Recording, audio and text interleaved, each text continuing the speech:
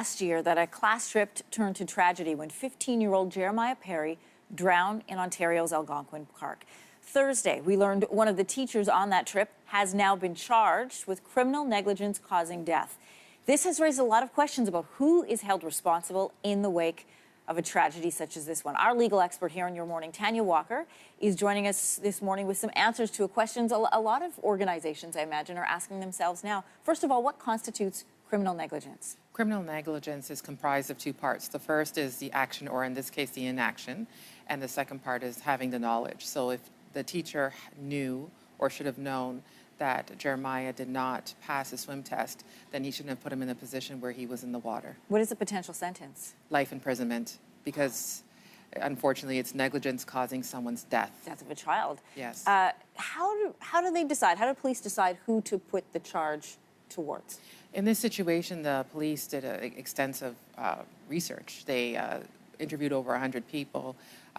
They had 4 orders to get information, 1 search warrant.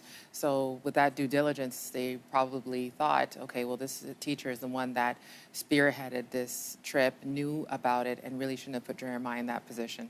How about the school board or other administration? Can they be held liable in any way? Financially, perhaps, and I wouldn't be surprised if there was a settlement of some kind of nature.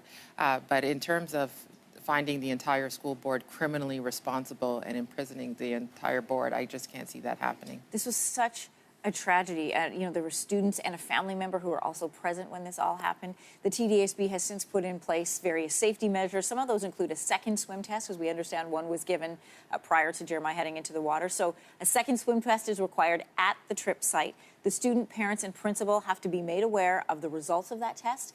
And of course, mandatory life jackets, which was already in place, but again, this second set of checklists to make sure it's actually happening.